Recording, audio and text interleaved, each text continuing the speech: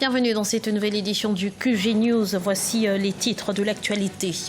L'Afrique du Sud fait un pas de plus vers la concrétisation de la réforme agraire. Un comité d'experts a apporté le 28 juillet son soutien à la redistribution des terres sans indemnisation, mais sous certaines conditions.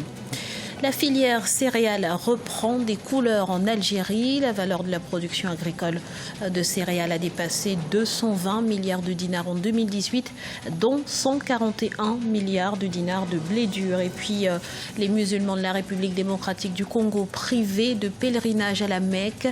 Décision des autorités saoudiennes pour éviter toute propagation du virus Ebola.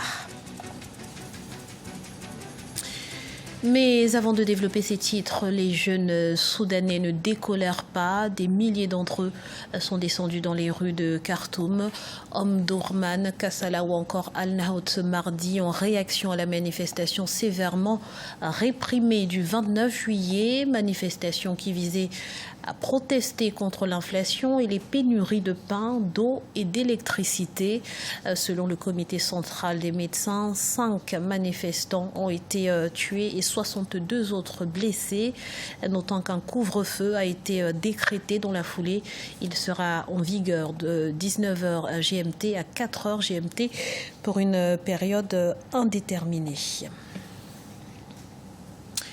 C'est une promesse vieille de 25 ans qui pourrait enfin se concrétiser. Le projet de réforme agraire porté par le président Cyril Ramaphosa a reçu ce 28 juillet le soutien du comité consultatif d'experts.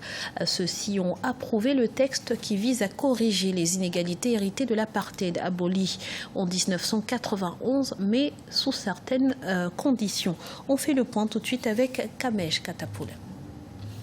Ce dimanche 28 juillet, un comité consultatif d'experts sud-africains a approuvé sous certaines conditions la réforme agraire relancée par Cyril Ramaphosa. Un projet visant à corriger les inégalités héritées de l'apartheid en expropriant les fermiers blancs sans indemnisation. Selon le président sud-africain, la minorité blanche posséderait 72% des fermes, tandis que les noirs n'en détiendraient que 4%. Le comité soutient le tournant politique proposé visant à utiliser les dispositions de la Constitution pour exproprier des terres sans dédommagement. Mais l'expropriation n'est pas nécessaire et ne devrait pas être utilisée dans tous les cas. Pour rappel, cette réforme agraire est en réalité une promesse faite par l'ANC en 1994, une réforme devenue une stratégie pour le parti qui tente de regagner le soutien des électeurs noirs. Sous le poids de l'ANC, Cyril Ramaphosa souhaite modifier la constitution sud-africaine pour autoriser les expropriations de terres, une modification qui risque de provoquer la colère de la population blanche contre le pouvoir. Ceux qui peuvent vraiment se plaindre ne sont pas très nombreux. Ils ont beaucoup profité de ce privilège. Et puis, certains vendent les terres dans des conditions assez illégales. Parce que s'il faut qu'on fasse vraiment une vraie réforme, ou bien les Blancs, ils acceptent le compromis, ou alors ils s'exposent à des conditions de violence qui pourraient faire beaucoup de dégâts. Et ça n'arrangera personne. À ce jour, seulement 8% des terres agricoles ont été restituées. Selon le comité d'experts, les données sur la propriété des terres restent incomplètes. Le comité a réclamé un audit national afin de déterminer qui les détient. Baisse de tension à la frontière entre le Mali et la Mauritanie, une situation qui fait suite à la signature d'un cessez-le-feu entre deux groupes armés impliqués dans le processus de paix. L'accord de cessez-le-feu qui stipule l'arrêt immédiat des hostilités est visiblement respecté. Pour rappel, des combattants de la plateforme proche de Bamako et ceux proches de l'ex-rébellion s'étaient affrontés le 25 juillet dans la localité malienne de Lerneb, faisant au moins 5 pertes en vie humaine et plusieurs blessés. Le roi du Maroc, Mohamed VI, célèbre ses 20 ans de règne ce mardi 30 juillet. Un bilan tiraillé entre tradition et modernité avec en toile de fond de profondes inégalités sociales malgré les efforts d'ouverture démocratique et de développement. On fait le point avec Iba Yako. 20 ans de règne pour l'héritier discret d'un pouvoir absolu. Sa Majesté le roi Mohamed VI fête ce mardi 30 juillet ses 20 ans de règne au Maroc durant la fête du trône.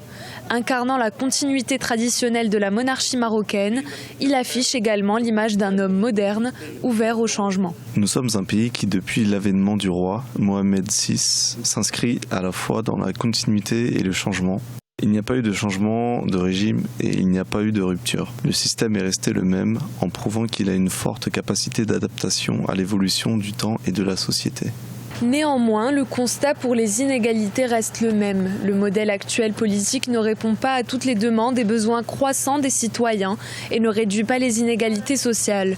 De ce fait, le roi Mohamed VI veut adopter un modèle de croissance plus inclusive avec une mise en œuvre des réformes rapides. Et je crois que le roi du Maroc a en tout cas intérêt à vraiment essayer de regrouper les vraies compétences au niveau international.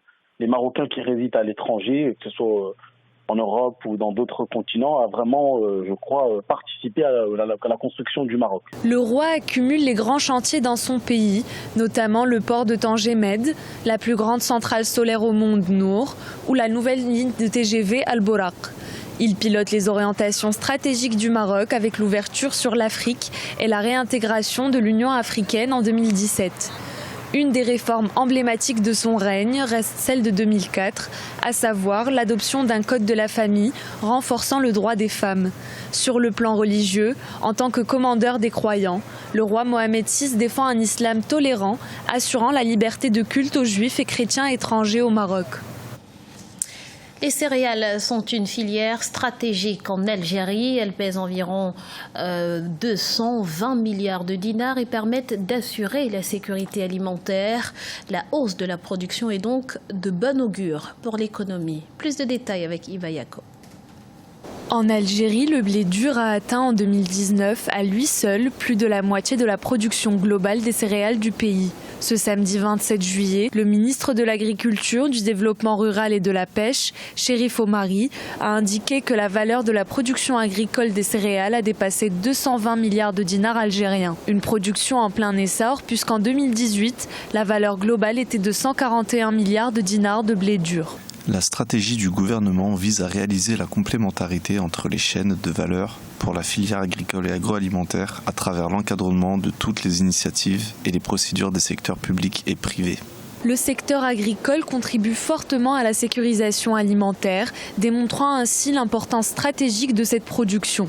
En effet, ce secteur offre plus de 1,2 million de postes de travail, avec 600 exploitations agricoles sur une superficie de 3,5 millions d'hectares. Je pense que, vu qu'on part d'assez loin, il faudrait aujourd'hui adopter des techniques agricoles écolo, qui respectent l'environnement, qui permettent effectivement de trouver un équilibre entre l'intérêt de nourrir une population et puis celui de préserver une terre, voilà, et d'éviter tout ce qui est pesticides et d'être dans une dimension plutôt bio de l'agriculture algérienne. Néanmoins, la production n'utilise que 41% de la superficie agricole utile, soit la moitié de ce que le secteur peut fournir en matière de céréales. Le volume de production ne suffit pas pour couvrir les besoins de consommation en Algérie. De ce fait, la démarche à venir sera d'optimiser la production et diminuer les importations en termes agricoles.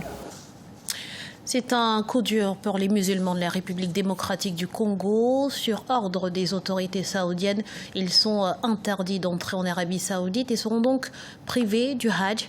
En cause, le virus Ebola, décrété urgence de portée mondiale. Voyez ce reportage de Jacques Mboka, notre correspondant à Kinshasa.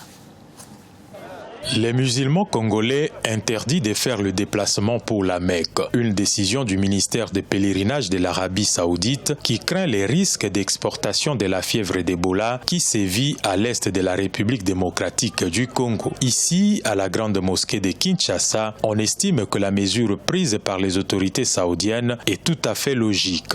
Vous voyez, même dans l'islam, il est autorisé de mettre les gens en quarantaine s'il y a une épidémie.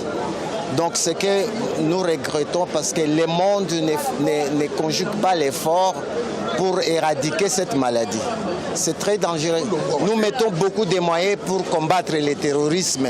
Mais Ebola aussi, c'est un terroriste qu'il faut le combattre. Pays à majorité chrétienne, la République démocratique du Congo compte une minorité de musulmans placés tout de même en seconde position après le christianisme. Pour ceux qui avaient exprimé le désir de faire le déplacement à la Mecque, le désagrément causé n'affecte en rien leur foi en islam. Ce n'est qu'une partie remise, soutiennent-ils. Ce qui compte d'abord, c'est l'intention. Espérons que l'année prochaine, tout le monde qui avait mis l'intention d'y aller aura la possibilité de s'y rendre.